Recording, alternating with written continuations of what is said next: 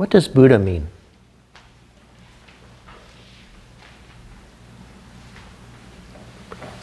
Well, I think it means one who's awakened. So, what does Buddhism mean?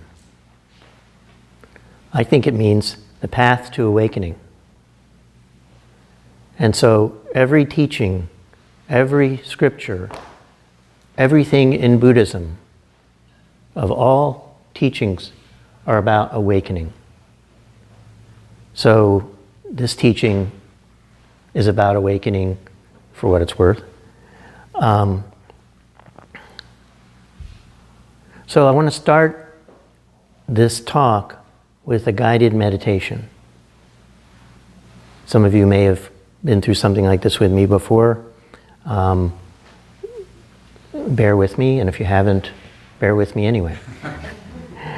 So I want you to close your eyes and get relaxed. And to yourself, in your mind, first I want you to say, I.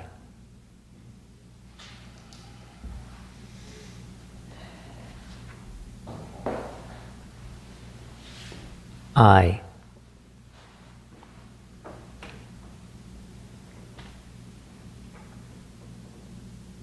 Me.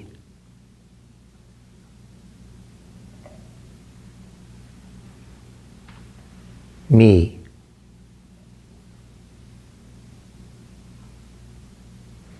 Mine.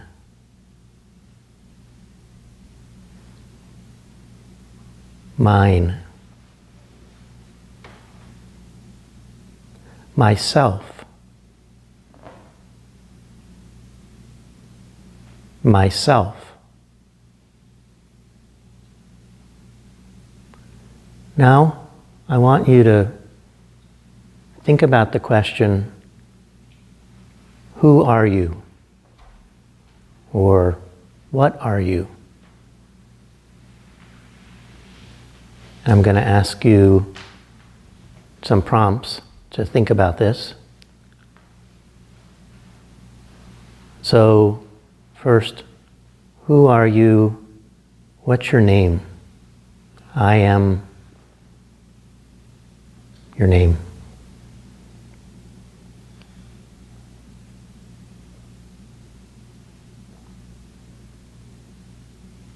Then, what is your gender? I am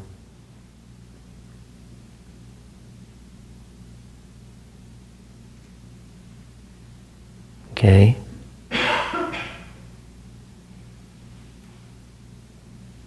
What is your age? I am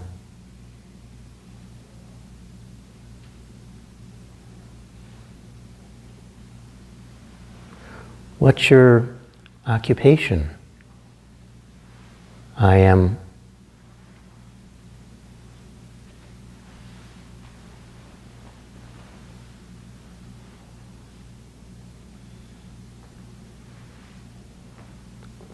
How do you feel about your appearance? I am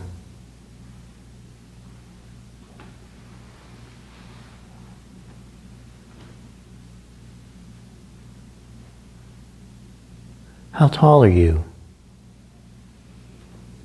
I am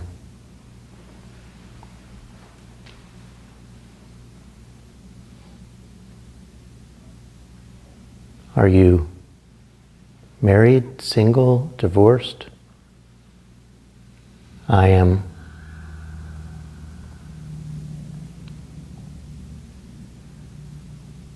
Now, just say to yourself, I am.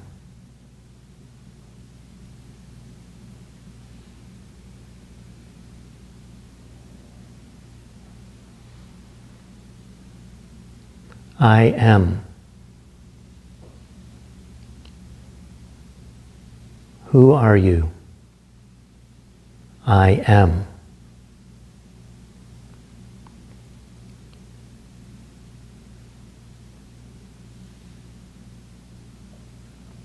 You can open your eyes. So, you might say that the Buddha was an objective observer of subjective experience. He studied subjective experience the way scientists study things outside of themselves. And he, in studying subjective experience, asking who am I, he thought about it a lot and tried to see who am I, and came up with certain understandings that led to his enlightenment. It took him a while. By some stories, it took him thousands of lifetimes. In his origin story, it took him 6 years of incredibly intense practice. And then he went on for 45 more years to teach ways of figuring out who am I and awakening. That perhaps being equivalent. And so, one of his teachings was the teachings of the 5 aggregates. And I wanted to talk about it because it might be useful in and of itself. Also, I think in the Heart Sutra, the only thing that is mentioned more than the 5 aggregates is prajnaparamita. So the 5 aggregates is mentioned 3 times. So whoever wrote it, whether it's the Buddha or somebody else, thought the 5 aggregates were pretty important. And like all the teachings of the Buddha and Buddhist teachings, the 5 aggregates is an observation about who we are, but it's also a practice. And so I don't know what practicing prajnaparamita exactly is, but one thing I've wondered is it related to the 5 aggregate practice that the Buddha taught earlier? And perhaps comes to even a broader understanding of who we are, but basically was based on that 5 aggregates practice. So the Buddha asked, I don't have it written down, so you'll have to take my my version. He said, what is yourself?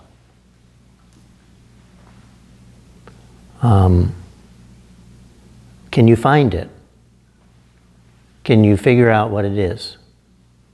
So this he was teaching his monks. So he said, bhikkhus, what is yourself? And he said, we think ourselves are these 5 aspects of things. That our self can be found in these 5 aspects. These 5 aspects summarize our subjective experience of who we are. And whether or not that's exactly right, if you can add any, that's fine, but it's a way of saying, who do we think we are? So the first aggregate is form, which means your body. So who we think we are, oftentimes, is our body.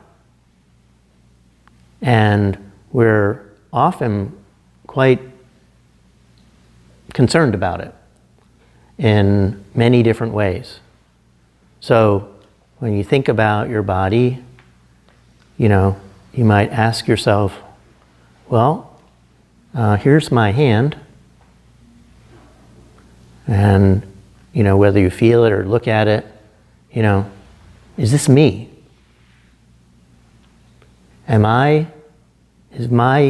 Is who I am this hand? So you're trying to figure out who are you? Who's yourself? And is yourself this hand? Because this hand is your body. Is that who you are? You know, now, you know, I'm not enlightened, so I don't really know the answers to these things. But I can tell you my own experience of asking that question is, nah, that's not me. You know, yeah, it's, you know, part of my body and so forth. But if I say, is that me? Nah, it's not me. If I cut off my hand, I'm still me. You know, it's hard to say what I can lose and still not be me. You know, the second aggregate is sensation, or feeling tone. The Buddha observed, and you can too, that every experience that you have either gives you a feeling of positive, it's a positive feeling, a negative feeling, or a neutral feeling. And if you can think of any other feeling tones, let me know. I'm still learning, but that seems to sum it up. And see, it seems like you could say feeling tone is kind of a reactive feeling. You know, reaction to sensation. So if something occurs and I have, like you're listening to my voice, some of you may think it's neutral. Some of you may think it's nice. Some of you may think I'm sick of hearing this. So is that feeling, is that me? Is that who you are? Now, when we say ourself, say me, certain kind of assumption in there, I think, that this shouldn't be constantly changing, this me. You know, essentially, who am I? You know, if I'm these feeling tones, well, geez, you know, I'm constantly changing. I'm not, you know, there's not much to me. But I'll bet you don't feel like that's you. The next one is perceptions. Now, perceptions are what happens when we have an experience through any of our sense doors. We, through memory, automatically say, oh, that's a bird, that's a plane, that's a car, that's a person. We don't have to think about it. It's automatic. It happens. And so are these perceptions, these knowing of things, is that me? Well, one thing the Buddha pointed out was perceptions are inaccurate oftentimes. The famous rope snake story. You know, a person's walking along in a dim light in a country where there are lots of snakes, like Thailand or something, and they see this thing in front of them, and they go, snake! And then somebody next to them shines a flashlight, and no, it's a rope. It's not a snake. So if my perceptions are me, I don't know what that says, but I don't know if I like that. But I think, you know, it's pretty obvious. Okay, that's not me. You know, that's happening, but it's not me. Okay, the next one we call impulses, which is good, but it really stands for mental formations. And mental formations basically are everything that goes through your mind. All your thoughts, emotions, reactions, impulses, everything that you're consciously aware of is a mental formation. And when you're trying to meditate, you really or I am very aware of my mental formations. And I might think, well, this is me, but are my thoughts me? Because I don't know about you, but sometimes I have more than one me in there, if that's who it is. I got one thought saying, do this. I got another thought saying, don't do this. Stop thinking about things, and follow your breath. Stop following your breath and think about things. What about these questions? Oh, you're going to give this presentation. Shouldn't you be thinking about that? I don't know how many me's are in there in that sense. So is that me? Is that who I am? And the last one is consciousness. People think that means awareness, but that's not what the Buddha is referring to. The Buddha is referring to what is later talked about in the the part where it says no eyes, no ears, no nose, no tongue. So those are the 18 aspects of sensory experience. And so, according to the Buddha, consciousness is not something that's always there. It's something that arises because of certain conditions. So, for example, when you see something, when you have seeing consciousness, there's an object that you see.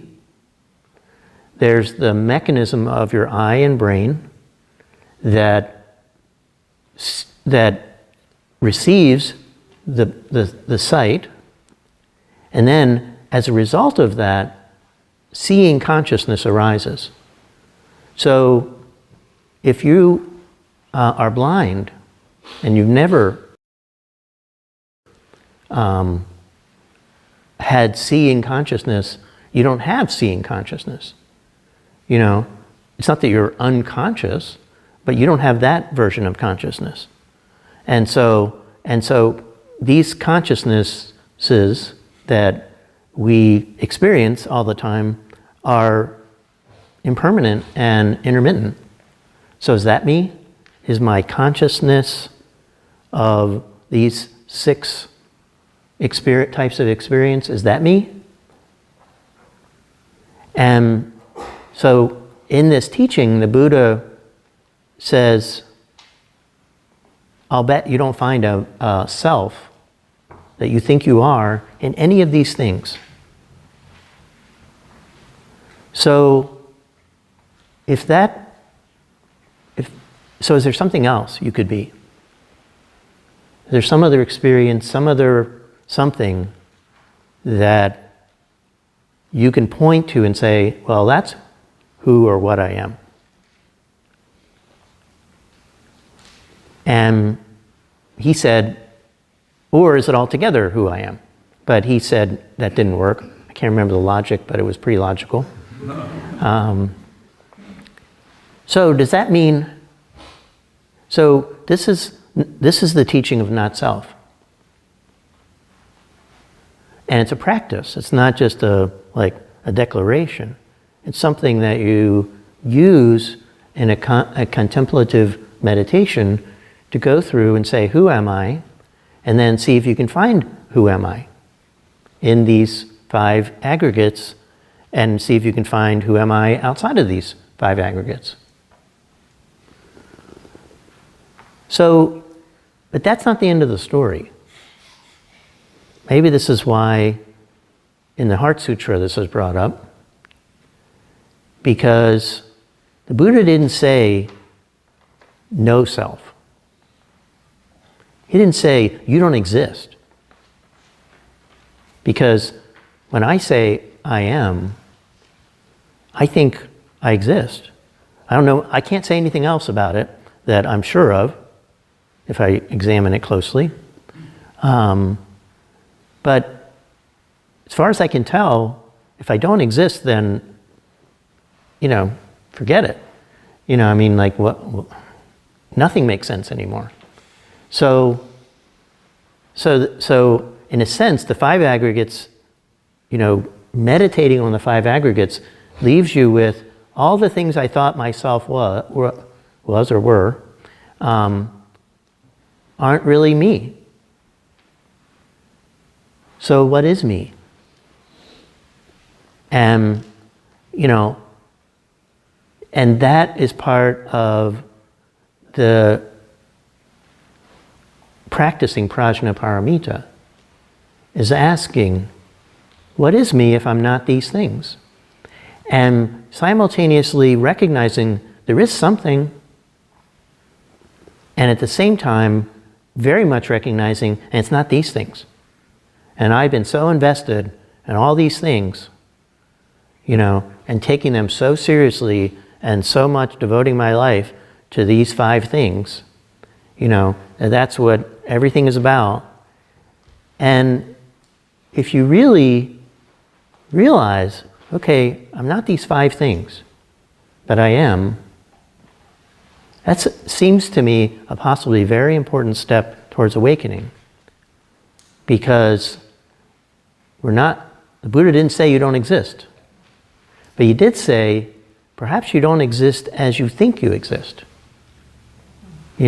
Perhaps you don't exist essentially in a certain way that you think you exist. And so the 5 aggregates are empty of an essential self that we need to keep looking for. And so the practice of the 5 aggregates is saying, who am I? Trying to see. And if you can really see, well, who am I is not these things, right there is a kind of liberation. Right there is a kind of freedom. Because all this energy that we put into what other people think of us, how we look, how old we are, young we are, what our race is, all these things, which I'm not trying to say are meaningless, but we hold on to them very tightly, and yet, at least when I reflect on these different parts, I know they're not me. Even if I don't know who I am, even if it's hard to really know that into my bones, it's pretty obvious to me, that when I practice on these things and I reflect on them, and actually I do, I don't find, I know there's me because I can tell those things aren't me. I can't say what me is, but I can tell these aren't it. I have the sense that I can't explain that I exist, but I can't say, I got all kinds of theories and other people's theories and so forth, but those are, it only matters to eliminate the not me, the not self, and to then let whatever me is come forth and know it directly. And, I'm not saying I'm there. But that's, I think, might be what awakening is. So this whole sutra is about, this direct perception of not self, leaving what's left.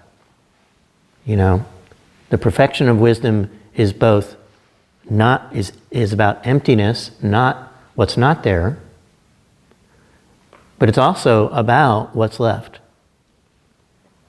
And we can't, and as Master Sotaesan so beautifully says, and the Tao says, and Buddha says, whatever's there is beyond words and speech. So even if I knew it, I couldn't tell you. But luckily, I can't even try. So thank you. Thank you.